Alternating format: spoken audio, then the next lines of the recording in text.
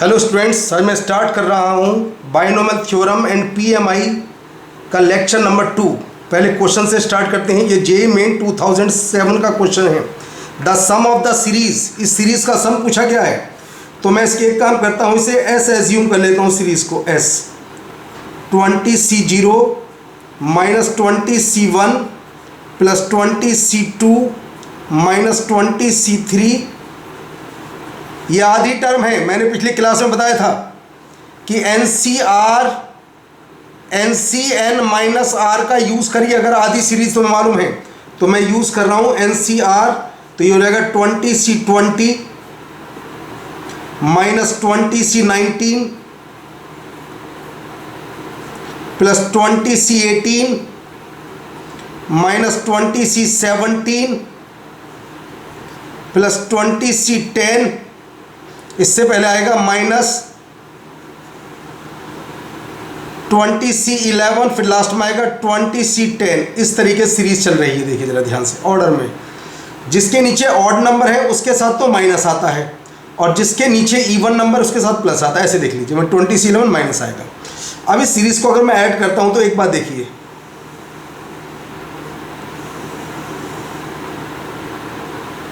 अब एक बात देखिए, अगर मैं सीरीज को ऐड करता हूं तो कंडीशन क्या होती है? 20C10, इसके बाद ये 11, इन सबको ऐड कर देते हैं हम। जब सबको ऐड करते हैं तो 2S, ये होता है 1 माइनस 1 की पावर 20 और प्लस 20C10, ये आ जाता है। तो सोल्व होकर के क्या आता है? 2S 20C10।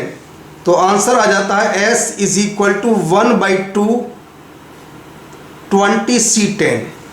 1/2 20C10। तो कौन सा आंसर सही आता है?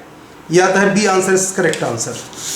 अब आता है एग्जांपल नंबर 2। अब इस टाइप की सीरीज मैंने आज स्टार्टिंग में बताई थी। एक सीरीज, क्या सीरीज थी याद करो? मैंने सीरीज बताई थी 1 माइनस एक्स की whole power n sigma R0 to n minus 1 की पावर R NCR x की पावर R। मैंने ये सीरीज बताई थी, ध्यान से देख लीजिए। यहां पर भी कुछ फॉर्म ऐसी है, 1/2 की पावर R, 3/4 की पावर R, 7/8 की पावर R, और सबकी वैल्यू रख करके सबको ऐड कर दिया जाता है। देखो ध्यान से, सबको वैल्यू रख करके सबको ऐड कर देते हैं। Put R is equal to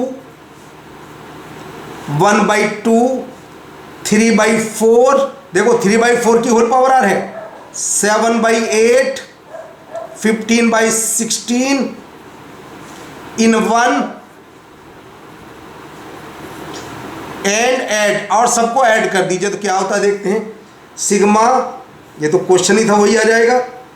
R0 to n minus 1 की पावर R NCR, और ये सब कुछ 1/2 की पावर R प्लस 3/4 की पावर R, 7/8 की पावर R, 15/16 की होल पावर R। ये चलता जा रहा है up to m terms, up to m terms. m terms सबको ऐड करेंगे तो ये आता है 1 minus 1/2 whole n plus 1 minus 3/4 whole n plus 1 minus 7/8 whole n up to m terms. ये बन जाती है GP। देखो ध्यान से, A 1 माइनस R, कितने टर्म है? M अपॉन 1 माइनस R, ये बन जाती है GP। तो रिजल्ट आता है 2 raise to the power mn minus 1 upon 2 raise to the power mn 2 की पावर n माइनस 1। ये ज़्यादातर एग्जाम्पल डाउट रहता है, इसलिए मैंने करा दिया क्वेश्चन। अब आता हूं मैं क्वेश्चन नंबर 2। यह है जेईई एडवांस 2016 का question. m be the smallest positive integer such that the coefficient of x square in the expansion of x square का कोफिशिएंट क्या होगा इसमें? 2C2, 3C2 जो इसने बोला, 2C2, 3C2, 4C2 चलता रहेगा, 5C2, 49C2 50C2 m square is equal to 3n plus 1 51C3। ये हमें मालूम है 51C3 जो इसने दिया वो मैंने लिखा 51C3। अगर मैं इसको रख देता हूं 3C3 क्योंकि 3C3 1 होता है 2C3 1 होता है, और यहां पर मैं पास्कल रूल यूज करूं। पास्कल रूल क्या था? NCR plus NC R minus 1, ये था जी N plus 1 CR। Again and again bar bar pascal rule लगाता हूं। अगर इन दोनों में यूज करता हूं तो क्या बनेगा ये देखो जरा ध्यान से, ये बन जाएगा 4C3 जहां पर में एंड होता है 3C2 पर बन जाता है 4C3। जब इसके साथ ऐड करूं बने 5C3, फिर बनेगा 6C3, यानी कि एक ऊपर ऐड हो जाता है एक नीचे ऐड हो जाता है एंड तक। जब मैं यहां तक ऐड करता हूं तो क्या बनेगा? ये बनेगा 50C3 प्लस ये था जी 50C2 m स्क्वायर, और ये है 3n इंटू 51C3। एडवांस का क्वेश्चन कर रहे हैं हम। 51C3 ध्यान से देखते रहिए, 50C3 plus 50C2 m square 3n 51C3 pascal फिर लगा रहे हैं 50C2 प्लस 50C3, ये दोनों फिर कैंसिल हो जाते हैं आपस में। 50C2 को एक साथ लाते हैं m square minus 1 50C2 3n 51C3 को लिख देते हैं 51 ऊपर वाला अपॉन नीचे वाला, एक ऊपर कम कीजिए एक नीचे कम कीजिए, ये कैंसिल आउट हो जाते हैं। तो रिजल्ट क्या बनता है? देखिए रिजल्ट बनता है n is equal to m square minus 1 upon 17 n square m square minus 1 upon 51, ये बनता है। अब बताना में n की वैल्यू क्या हो। n की वैल्यू इंटीजर टाइप का क्वेश्चन है। n की कोई ऐसी वैल्यू बताइए, कैसी वैल्यू? कुछ ऐसे पॉजिटिव इंटीजर 1 से लेकर के 9 तक का कोई भी आंसर हो तो n की वैल्यू आती है, जब m को रखते हैं इसके अंदर 16 तब n की वैल्यू आती है 5। ये इसका करेक्ट आंसर इंटीजर टाइप का आंसर है 2016 का। अब थ्योरेटिकल पॉइंट करते हैं ग्रेटेस्ट टर्म। अब पहले जनरल टर्म की बात कर लेते हैं आज। देखिए जनरल टर्म और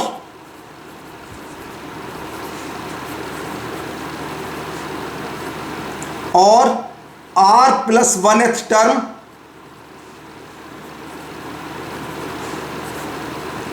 फ्रॉम बिगिनिंग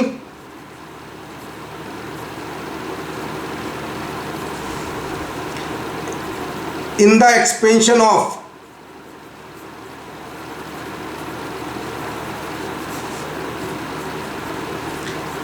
स्टार्टिंग से r प्लस 1th टर्म का फॉर्मूला होता है NCR x की पावर n माइनस r और a की पावर r। ये जी स्टार्टिंग से r प्लस 1। ध्यान रखिए जिस भी टर्म की बात कर तुमसे कहे 6 टर्म तो ऐसे मत लिखना, ऐसे लिखना T5 plus 1 and r plus 1th term from and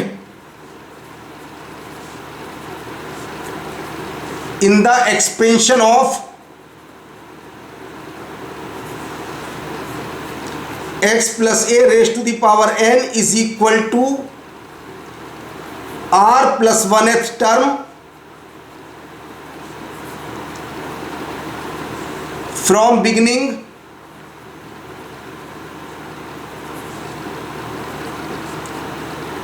in the expansion of।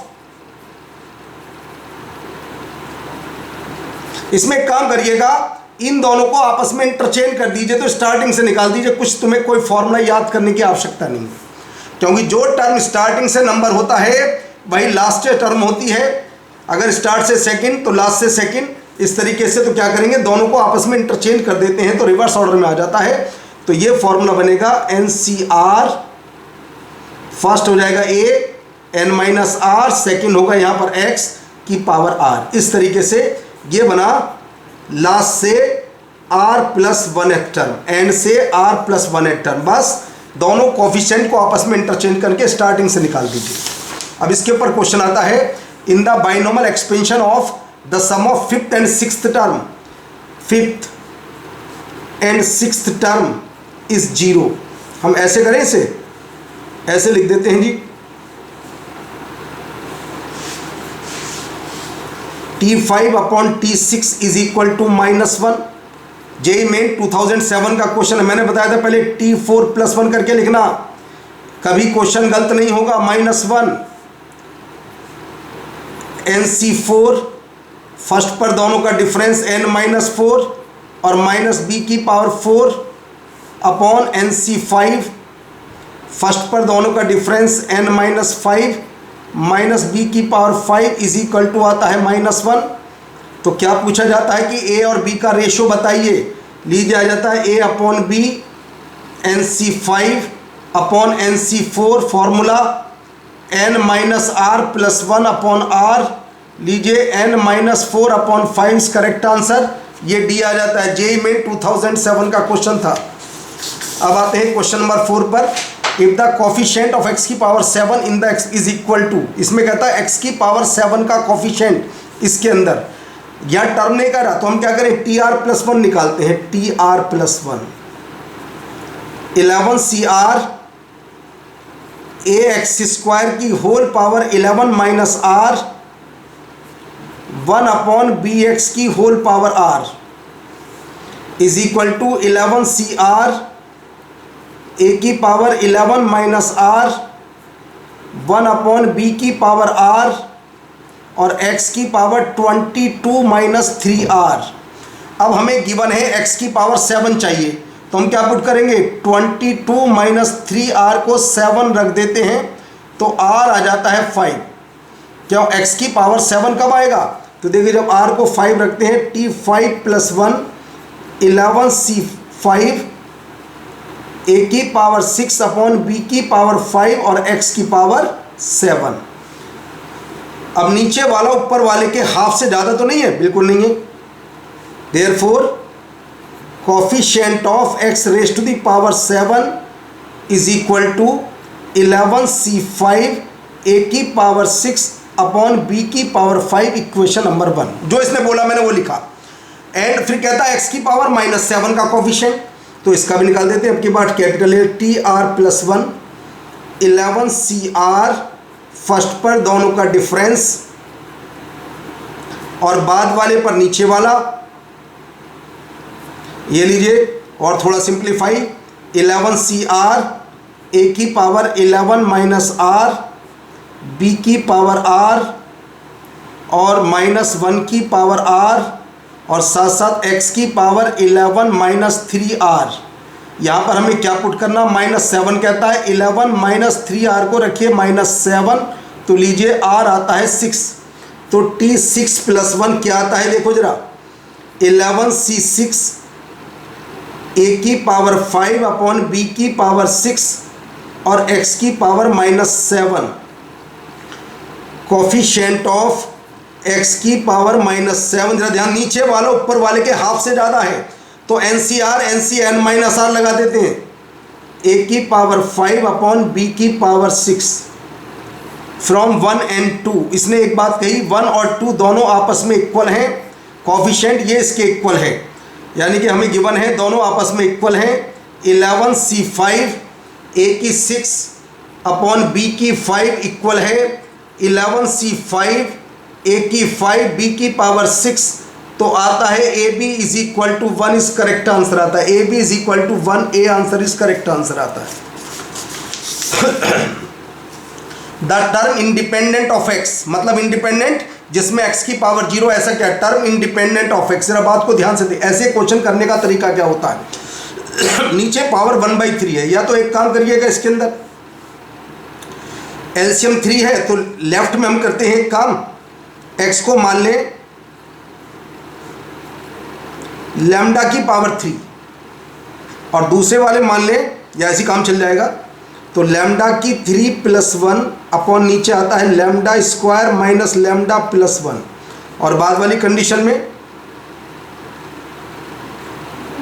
बाद वाली मैंने फर्स्ट कंडीशन में x को लैम्डा की पावर 3 माना, तो फैक्टर किए λ + 1 λ² minus lambda + 1 lambda square minus lambda plus 1, ये फैक्टर कैंसिल, तो लैम्डा प्लस 1 यानी कि x की पावर 1/3 प्लस 1 मेरा ये बचता है पहले वाली टर्म सोल्व होकर के। दूसरे वाली टर्म में क्या है, दूसरे वाली टर्म में कुछ नहीं, पहले फैक्टर कर लीजिए, root x plus 1, root x minus 1, और नीचे रूट एक्स कॉमन ले लेता हूँ मैं, रूट एक्स माइनस 1 ये कैंसिल आउट हो जाते हैं, डिवाइड कर देता हूँ 1 प्लस एक्स की पावर माइनस 1/2 यानी कि माइनस 1 प्लस एक्स की पावर माइनस 1/2, तो सोल्व होकर के आता है x की पावर 1/3 माइनस एक्स की पावर माइनस 1/2। सिंप्लीफाई कर लिया हमने।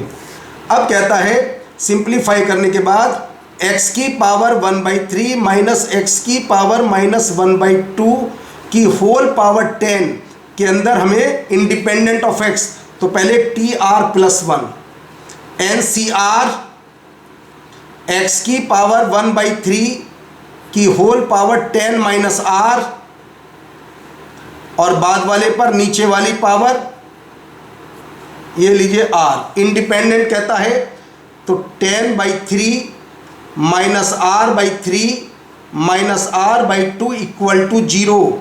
तो यहाँ से r की वैल्यू क्या होगी इसे देख लेते हैं, बस इंडिपेंडेंट होने के लिए सिंप्लीफाई कर लेते हैं तो पता चलेगी r की वैल्यू क्या होगी, 10/3 5r/6, तो लीजिए r की वैल्यू आती है 4, r की वैल्यू 4, तो इंडिपेंडेंट टर्म क्या होगी T4 प्लस 1 आती है 10C4, और 10C4 होता है 210। ये आंसर आ गया इसका C इज करेक्ट आंसर। अब कहता है a ratio of the fifth term from beginning, 19 का क्वेश्चन है, एंड द एंड, दोनों बात एक साथ दिया गया। फ्रॉम द बिगिनिंग पावर थोड़ी मुश्किल है तो एक काम करते हैं हम, लेट थोड़ा सा 2 की पावर 1/3, पहले वाले को मैं लैम्डा बोल देता हूं, बाद में पुट करूंगा, और 1/2 3 की पावर 1/3 को म्यू बोल देता हूं, लास्ट में पुट करेंगे, अभी कुछ नहीं, बस पहले अज्यूम कर लीजिए। ऐसे क्वेश्चन को सोल्व करने का यही प्रोसीजर होता है, क्वेश्चन कभी गलत नहीं होगा। तो स्टार्ट से फिफ्थ टर्म और लास्ट से फिफ्थ टर्म का रेशो बताया था 4 + 1 T-4 + 1, तो ऊपर आता है 10C4 फर्स्ट की 6 और म्यू की पावर 4। इसमें दोनों को रिवर्स ऑर्डर में लिखना होता है, यानी कि म्यू प्लस लैम्डा लिखना होगा तुम्हें। अब इसमें फोर्थ टर्म 10C4 फर्स्ट की 6 और लैम्डा की 4, दोनों कैंसिल आउट हो जाते हैं, बचता है लैम्डा बाई म्यू का होल स्क्वायर। ये रेशो आता है लैम्डा बाई म्यू का होल स्क्वायर। यहाँ से देख लेते हैं लैम्डा और म्यू दोनों का रेशो निकाल लीजिए, 2 4 की पावर 1/3 का होल स्क्वायर। देखिए ध्यान से दोनों का रेशो 2, जब दोनों का रेशो करते हैं तो कितना आता है, देखिए जरा, फर्स्ट को सेकंड से डिवाइड कर दीजिए, एक मिनट, जब फर्स्ट ये 3 है ये 2 है तो बन जाता है 6। अब जब होल स्क्वायर करते हैं तो कितना आता है, देखो जरा, 4 × 36 की पावर 1/3 = 1, ऐसा आंसर केवल सी है, सी इज करेक्ट आंसर। अब आते हैं अगले आर्टिकल की बात करते हैं, जनरल टर्म के बाद number of rational terms.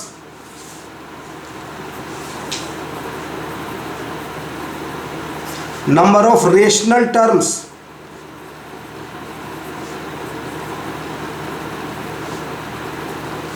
in the expansion of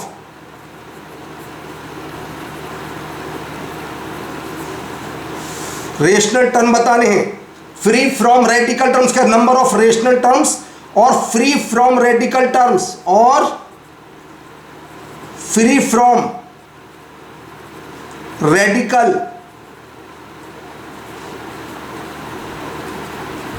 जिसमें कोई दिक्कत ना हो, कैसे, इन द एक्सपेंशन ऑफ, किसके एक्सपेंशन के अंदर, a की पावर 1/p प्लस b की पावर 1/q की whole power n for every A B belongs to prime number, ये दोनों प्राइम नंबर होने चाहिए, and p q belongs to integer, p q दोनों क्या होने चाहिए, इंटीजर, मगर इंटीजर ऐसे ही 0 0 होगा तो 1 हो जाएगा डायरेक्ट, लिख देता हूँ एक्सेप्ट 0।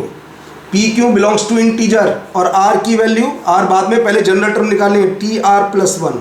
ऐसे क्वेश्चन को देखते ही पहले जनरल टर्म निकालना, एन सी आर ए की पावर 1/p की whole power n minus r और b की पावर 1/q की होल पावर r, और r की वैल्यू लाई करती है n और 0 के बीच में। तो ऐसे निकालेंगे, r के वैल्यू पुट करके देखेंगे नंबर ऑफ रेशनल टर्म्स कितनी है और क्या है। अब दूसरी बात इसके अंदर ही, नंबर ऑफ इरेशनल टर्म्स ये क्या होती हैं, total terms minus number of rational terms. Total terms कितनी होंगी तुम्हारे पास, होल पावर n है, बाइनोमल है, n+1 होंगी, और उसमें से टोटल रेशनल टर्म को माइनस कर देना, नंबर ऑफ इरेशनल टर्म्स आ जाती हैं। अब इसके ऊपर question, the number of integral terms in the expansion of, integral terms पहले चेक कर ले, 3 की पावर 1/2, 3 नंबर है प्राइम नंबर, और 5 की पावर 1/8 की whole power 256। Number of integral terms यानी कि इंटीजर टर्म चाहिए, पावर फ्रैक्शन में नहीं चाहिए हमें, तो हम क्या करते हैं, t r plus 1, 256 c r, 3 की पावर 1/2 की होल पावर 256 माइनस आर, और 5 की पावर 1/8 की होल पावर आर। तो इसका मतलब आर हमें चाहिए 8 का मल्टीपल आर चाहिए, 0 8 16, इस तरीके से आर हमें चाहिए 8 का मल्टीपल, और आर हमारे पास होता है 256 से लेकर कहाँ तक, 0। तो सबको 8 से डिवाइड कर देता हूँ मैं, तो देखिए 1 2 3 4 32 और एक एक्स्ट्रा, कितनी वैल्यू होगी हमारे पास, 33। कितनी टर्म होंगी रेशनल, इंटीग्रल टर्म्स होंगी 33, क्योंकि r/2, देखिए जब r की वैल्यू 0 8 3, एक पर एक वैल्यू आएगी, फ्रैक्शन में नहीं आएगा, फ्रैक्शन गायब हो गया r से, क्योंकि अपॉन में 8 8 16 कुछ भी रखिएगा 256 तक, कितनी वैल्यू है ये, 0 1 2 3 से लेकर 33 वैल्यूज है।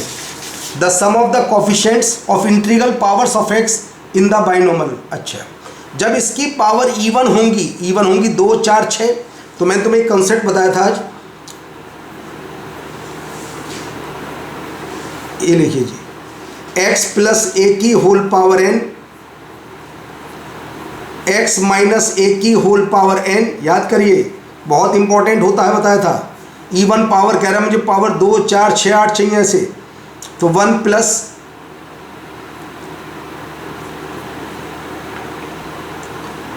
भाई 50c0, फिर आएगा जी 50c2, 2√x का स्क्वायर, ये लीजिए जी, फिर आएगा 50c4, 2√x की पावर 4। हमें इवन पावर चाहिए, जब रूट का स्क्वायर पावर 4 तभी तो इवन आएगा। 50c6, 2√x की पावर 6, चलता जा रहा है ऐसी,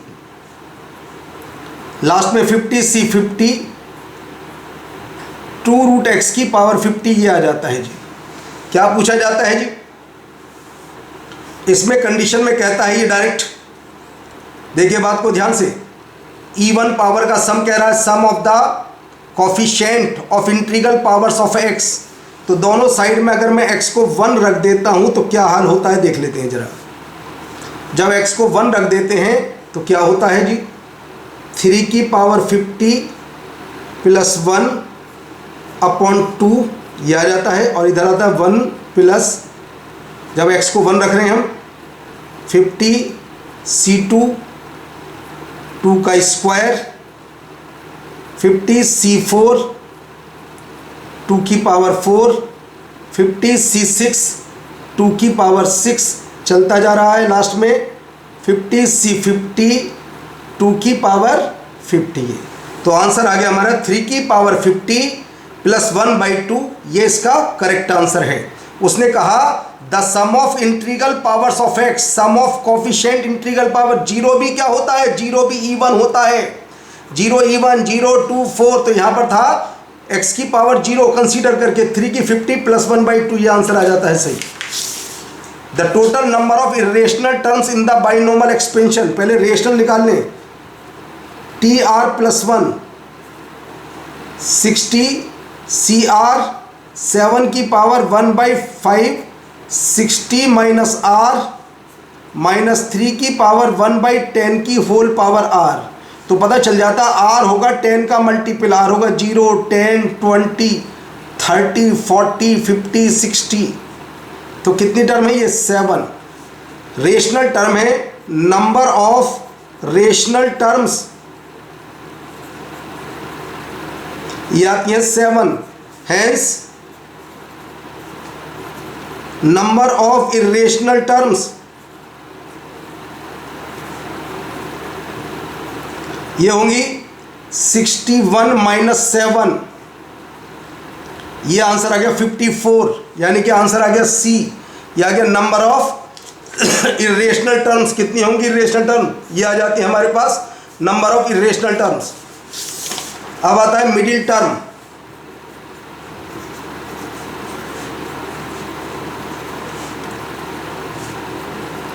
इन द एक्सपेंशन ऑफ,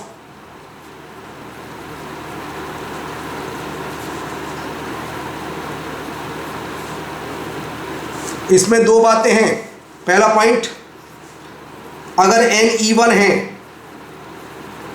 तो एक मिडिल टर्म होगी, अगर n है ऑड तो होंगी दो, एक मिडिल टर्म होगी, इसमें होंगी दो मिडिल टर्म। ध्यान रखना एक बात, याद करने का तरीका क्या होता है, अगर n इवन है तो ऊपर वाले का हाफ पहले नीचे रख दीजिए और बस पहले वाले पर पहले इनका डिफरेंस और बाद वाले पर नीचे वाला।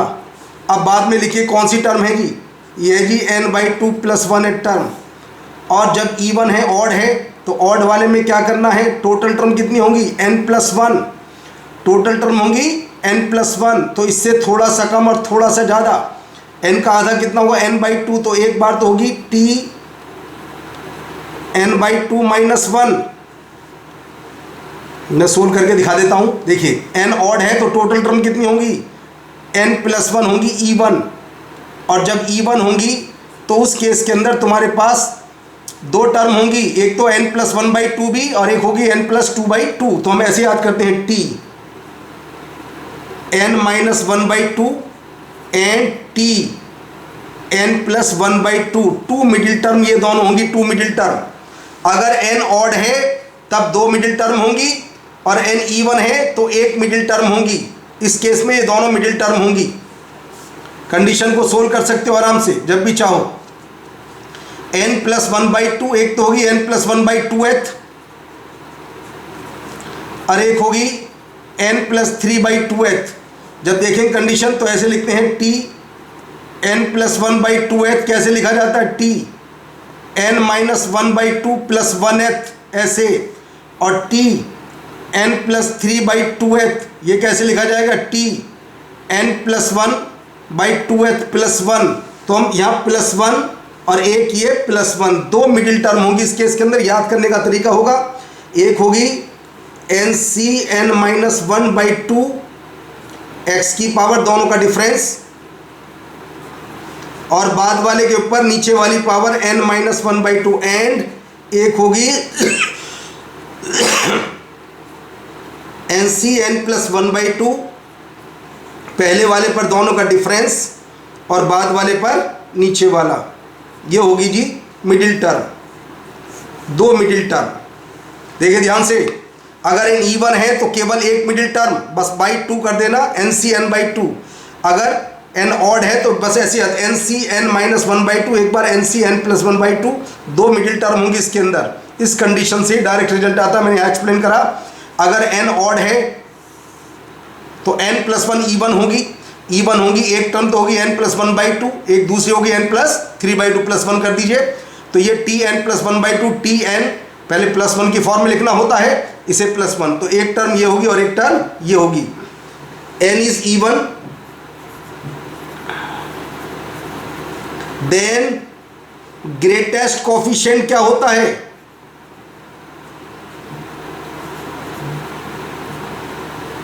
ग्रेटेस्ट कोफिशिएंट होगा यहां पर NC(n/2). If n is odd then greatest coefficient क्या होगा? इसको रट लेना है, पेपर में इसके ऊपर आता क्वेश्चन। कोफिशिएंट क्या होगा? NC(n-1/2) और कुछ भी लिख दीजिए NC(n+1/2). ये ग्रेटेस्ट कोफिशिएंट के ऊपर बहुत क्वेश्चन आते हैं, अभी कराने जा रहे हैं। ये देखिए कंडीशन, तो ये था मिडिल टर्म। कंडीशन को देख लेते हैं। Find the middle term in the expansion of. इसकी मिडिल टर्म बताओ क्या होगी? कुछ नहीं, इवन है तो मैंने ऐसे बताया था 12, इसका आधा कितना हुआ? 6। पहले ये लिख लीजिए 6, ये होगी 7th टर्म मिडिल टर्म, तो होगा a/x, दोनों का डिफरेंस 6 और bx की पावर 6, तो 12c6 आंसर होगा a की पावर 6 b की पावर 6। ये होगी इसकी middle term. Find the middle term in the expansion of, ये है इसकी मिडिल टर्म। एक कंडीशन को और देखिए, if the greatest term in the expansion of, पता नहीं क्या होती है ग्रेटेस्ट, नहीं जानते, हैज़ द ग्रेटेस्ट कोफिशिएंट, जो इसकी ग्रेटेस्ट टर्म है वो ग्रेटेस्ट कोफिशिएंट रखती है, तो बताइए 1 + x की whole power 2n greatest coefficient क्या होगा? अभी बताया था, मैंने कहा था इसके ऊपर क्वेश्चन आते हैं। ये होगा जी 2nCn,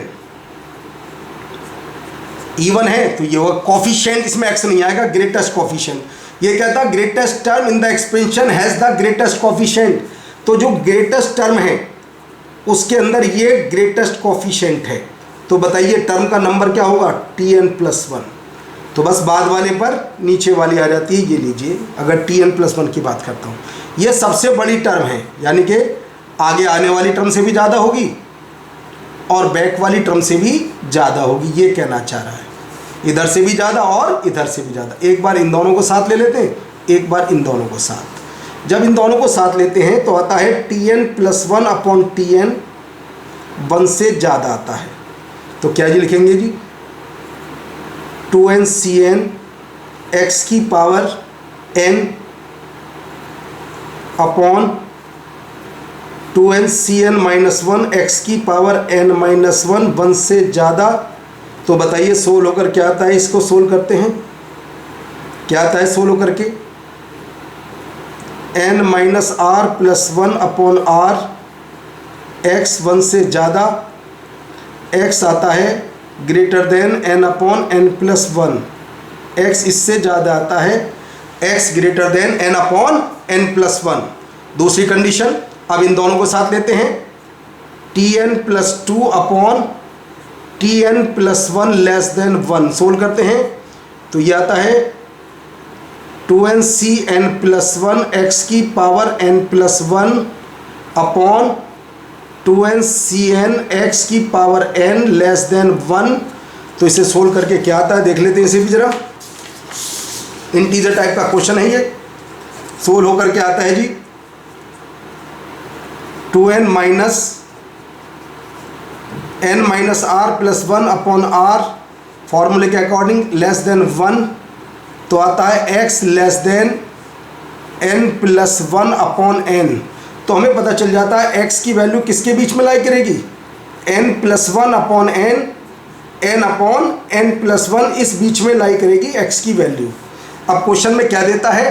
कहता है x बिलोंग्स टू, इसने दिया हमें 10/11, 11/10। तो देख करके बताइए n की वैल्यू कितनी आ गई इसके अंदर? 10। n की वैल्यू 10 आ जाती है।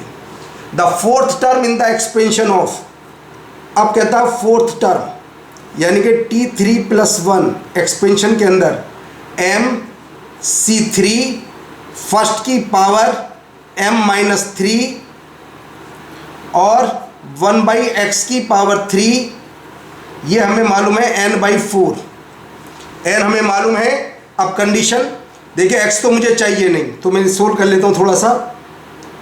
MC3 लैम्डा की पावर m-3 x की पावर m-6 n कितना था 10/4, तो मैं m को रख रहा हूँ 6, क्योंकि मेरे क्वेश्चन के अंदर x की ज़रूरत ही नहीं है। तो आ जाता है जी 6c3 लैम्डा की पावर 3 10 यानी कि 5/2। तो सोल्व करते हैं, लैम्डा क्यूब आ जाता है 1/8, तो लैम्डा आता है जी 1/2। तो पूछता है जी m लैम्डा की वैल्यू बताओ क्या होगी, तो m लैम्डा हो जाता है जी 3। तो आंसर आ गया जी 3। ये इंटीजर टाइप का क्वेश्चन था। इससे आगे फिर बढ़ेंगे नेक्स्ट लेक्चर में।